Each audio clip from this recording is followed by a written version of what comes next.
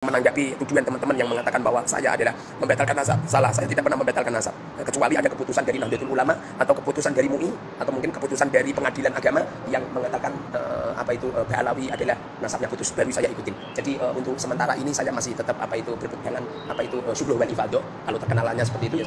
Assalamualaikum warahmatullahi wabarakatuh. Allahumma sholli ala sayyidina Muhammad wa ala ali sayyidina Muhammad. Teman-teman sahabat KAZEB dimanapun Anda berada, semoga Allah subhanahu wa ta'ala memberikan rahmat dan inayah kepada kita semuanya. Amin. Ya Allah, ya Rabbal Alamin. Teman-teman sahabat KAZEB, di sini kita tahu ada video yang membatalkan nasab Habib Ba'alawi itu berkoar-koar sampai berapi-api bahwa Habib Ba'alawi itu bukan duriah Nabi. Bahkan di depan santri-santri bocilnya dan juga di depan Fuad Pleret, dia berapi-api mengatakan bahwa Habib Ba'alawi bukan duriah Nabi.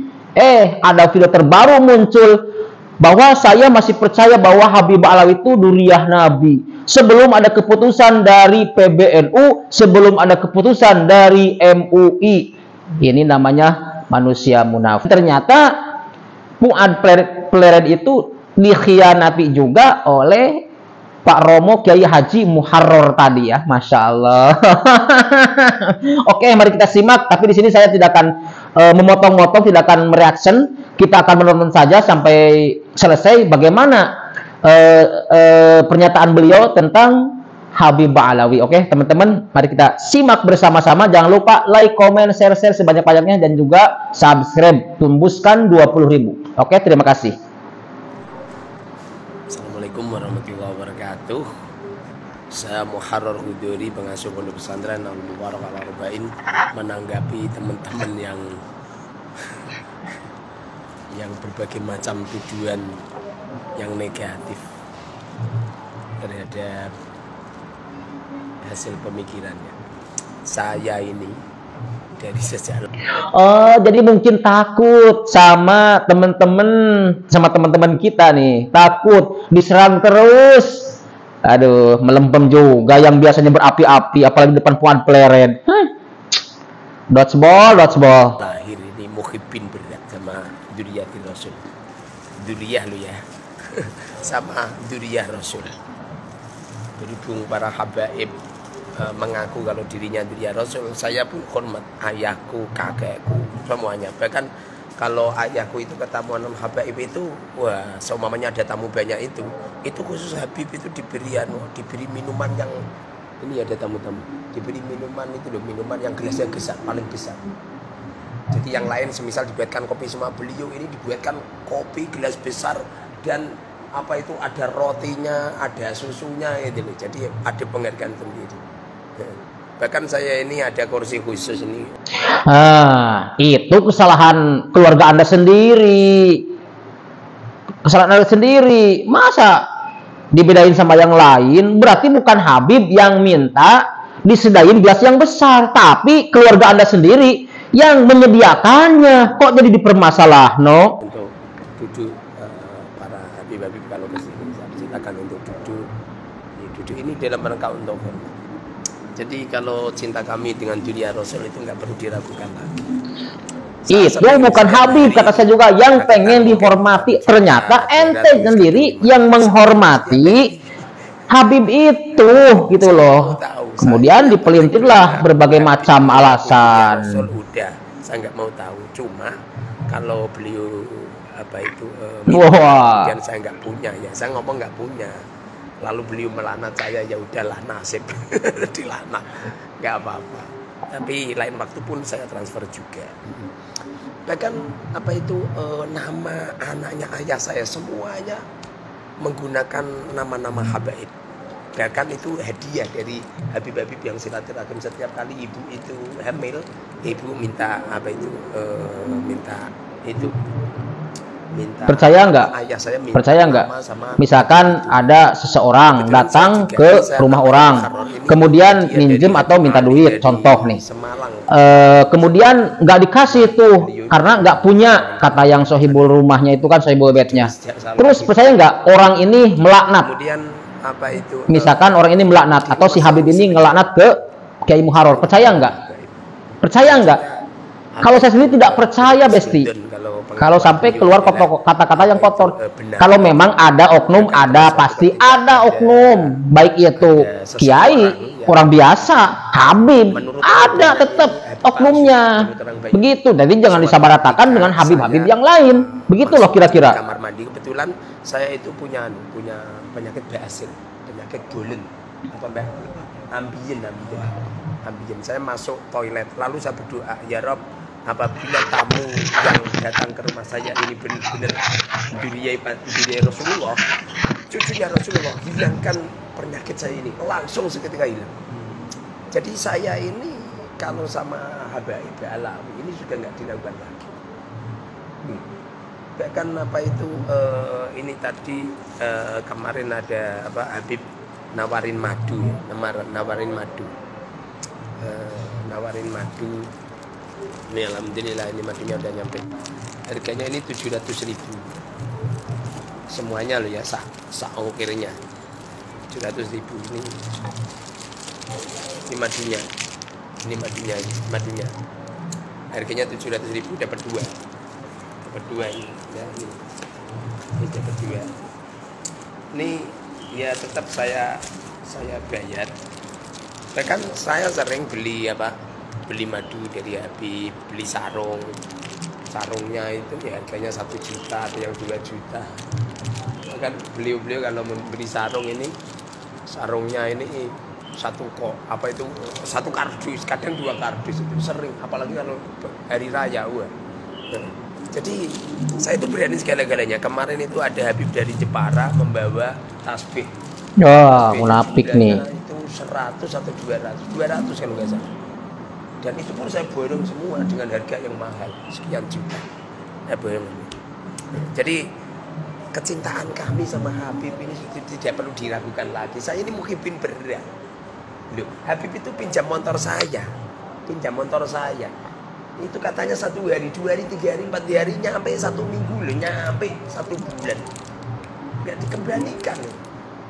Setelah dapat kabar jebul-jebul digadekan. Saya saja ikhlas.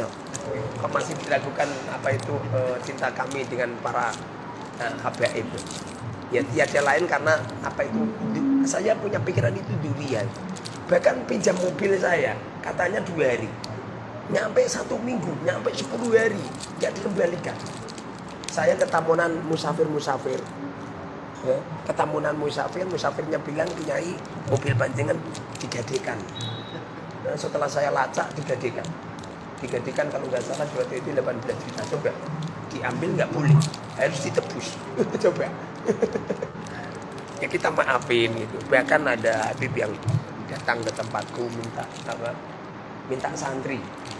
Bahkan ada santri putri yang cantik cerita umur 18 tahun diminta, padahal beliau tahu umurnya dari 52.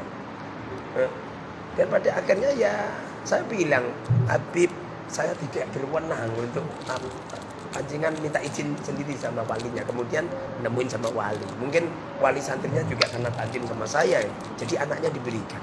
Loh, setelah punya anak, setelah nikah dengan beliau ditelantarkan. Jadi katanya pengen diberi rumah, tanah, tidak diberi. Pada akhirnya ini santri ini dicerai, punya anak 1, masih muda banget ini. Pada akhirnya apa yang terjadi? Saya yang jadi tumbal. Jadi saya yang dimarahin banyak. Jadi masya Allah. Jadi kami itu beli barang, beli apa banyak ini. Perabot saya. Bahkan ada figura besarnya segini. Ini biasanya kalau di pasar itu sekitar 500-600. Figura. Tuh, 600. Pasar. Beliau jual sama saya 4 juta. Saya bilang, Bib, mohon maaf, punyanya uang saya ini cuma 500.000. Jadi udahlah nggak usah dijual sama saya. Ini sedekah saja sama Habib. Apa yang terjadi? Ia tetap ngoyak, bahkan melaknat, bahkan keluar dari mulut beliau ulama fusak gitu, ulama fasik juga. Pada akhirnya saya hutang-hutang. Saya hutang-hutangnya, Pak. Ya, itu asli itu. Saya hutang-hutang. Setelah saya hutang, saya juga pusing bayarnya. Jadi saya itu berani segala-galanya dengan habaib itu. Asli itu. Sering itu ada habib ke sini minta santri, tak tawarin. Jadi namanya muhibin loh, muhibin berat. Saya ini muhibin kelas kakap. Walaupun saat ini udah berkecamuk tentang nasab ya, saya kalau tempat depan habaib siapapun habaibnya ya apa itu menunduk saya, karena memang itu ajaran ayah itu. Ayahku kebetulan kiai kampung loh. Kalau lihat orang pakai undel-undel loh, siapa yang nggak takdim nih? Itu jadi apa itu kalau kecintaan kami sama Dzurriyyati Rasul, Dzurriyyah lo ya, Dzurriyyah. Berhubung Ba'alawi atau Habib itu ngaku sebagai Dzurriyyah Rasul, saya ya hormat, saya muliakan gitu. Cuma apa itu kalau sudah apa itu keluar dari aturan syariah, keluar dari akhlak, gimana? Silakan masuk Gus, insyaallah. Gus, insyaallah. Dari mana Gus? Dari Bogor, insyaallah. Kenapa Gus? Ada yang tanyakan? Simpulan siapa? Oh, Nana sakit ya. Oke, salamkan Nana. Salam ayah ibu. Oke. Semoga diberkahi ya. Oke. Jadi kecintaan kami sama Dzurriyyah Rasul, masya Allah. Saya itu ya itu karena khusnudon saya yang totalitas, sebagaimana Allah berfirman, liyudhiba ankumur risa 'alal baiti wa yutahhirukum tadhira. Jadi saya itu punya khusnudon bahwa Dzurriyyati Rasul itu disucikan oleh Allah dari rijsun, dari perkataan yang jelek, dari perbuatan yang jelek gitu loh. Tapi akhir-akhir ini loh, masya Allah, nah, panjangan-panjangan kalau melihat di YouTube, di media sosial, bahkan yang saya alami sendiri, masya Allah, sering kali seperti itu. Loh, saya itu sering, Habib-habib itu hutang sama saya nggak dibayar, sering. Dari nggak perlu saya sebutkan lah, banyak pokoknya, banyak dari luar Jawa dan juga dari Jawa sendiri banyak. Nggak perlu saya sebutkan nama-nama beliau. Dan beliau ini benar-benar Habib, bukan Habib palsu, bukan. Saya itu kalau kenal sama Habib langsung tak tanya, namamu siapa, ayahmu siapa, kakekmu siapa, buyutmu siapa, tanggamu siapa, dik siwurmu siapa, terus nyampe Rasulullah. Jadi ini yang apa itu menjadikan rakyat Indonesia ini gundah. Rakyat Indonesia itu penuh dengan pertanyaan, mosok iya ada Dzurriyyati Rasul seperti itu gitu loh.